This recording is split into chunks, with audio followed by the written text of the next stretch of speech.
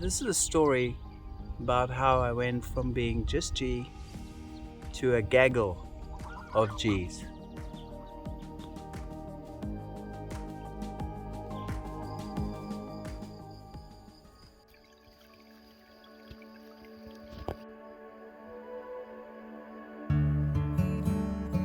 Our story starts here.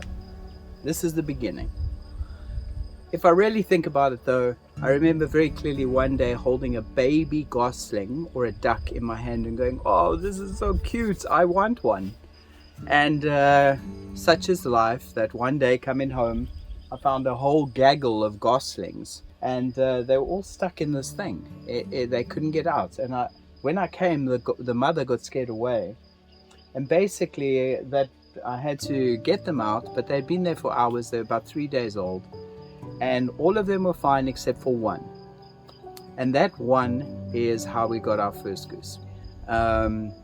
We went on this huge learning curve about where it goes from this cute little cuddly goose, yeah, to trying to keep him safe, protect him from the elements, protect him from the dogs, make sure he's got warmth because he was only 3 days old. And yeah, so the journey began. And you know, the thing to really take from this for me is that in your life you get this little cute little creature and you think, oh, I want one, but you don't really know what you're in for. But I could never have left him to just be taken back to the earth, you know.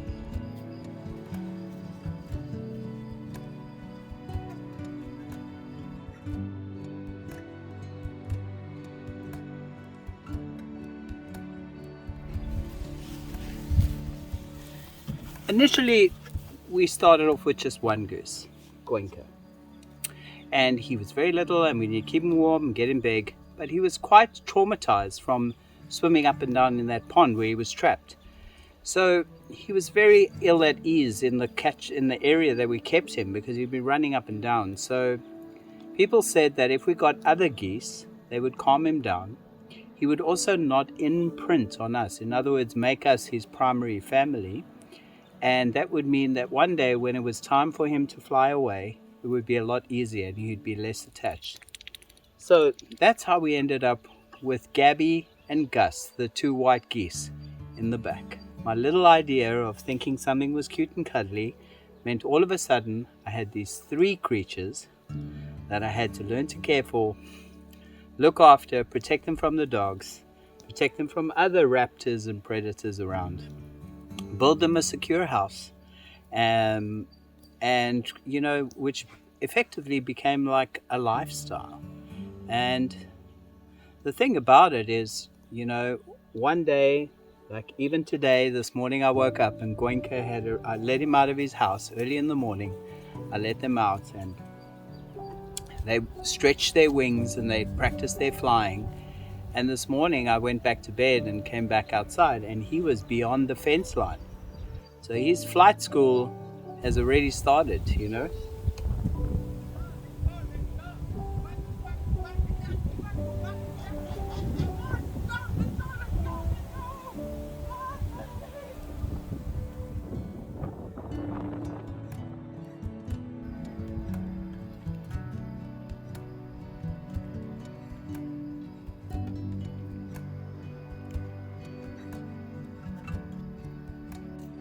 Come on, in your house.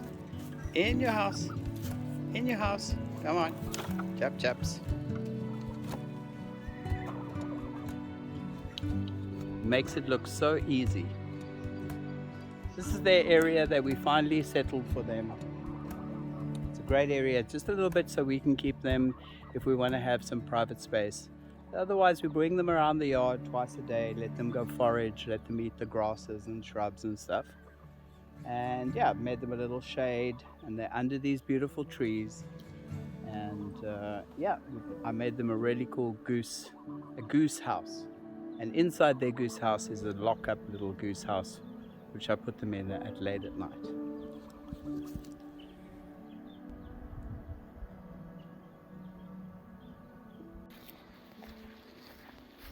Come on, Quackadex. Hey?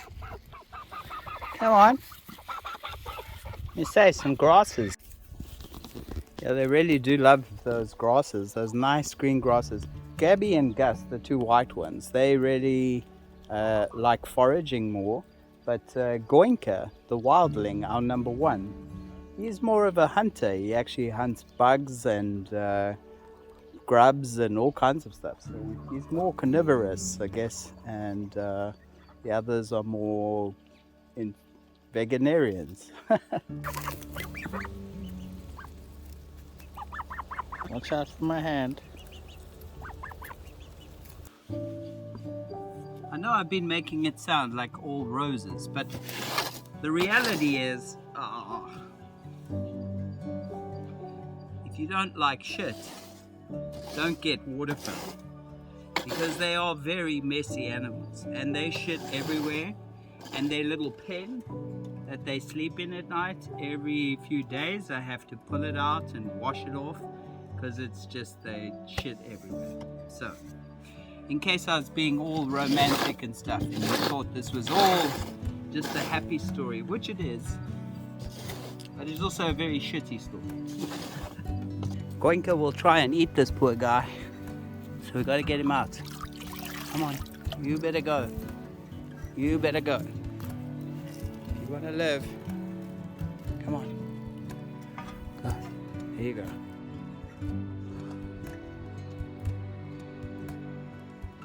All that poo though does make really great fertilizer.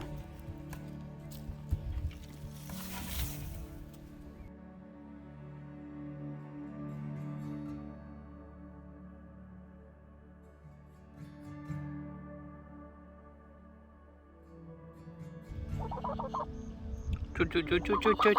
Chippy choppa chop chop. This is their bathtub 3.0. I've got a little baby pool, even got a little bucket over there that they used.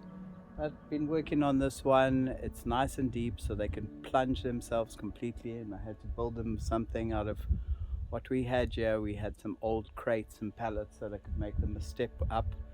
And in the beginning only Gabby really figured it out, but just yesterday they all figured it out. Just this morning actually they all figured it out.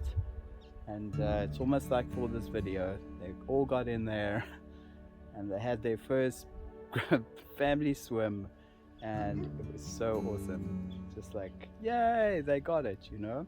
Yay! Woo!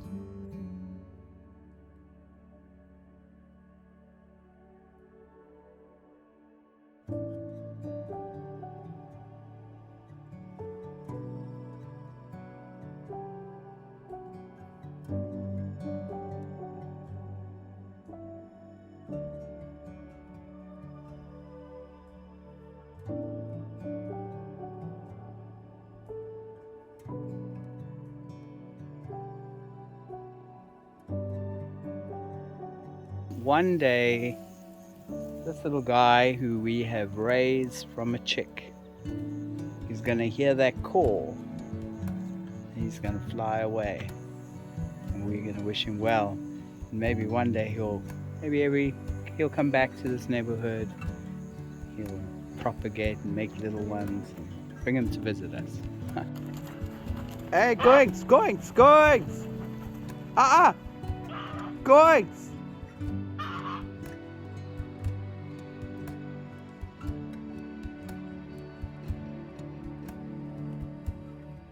Emma.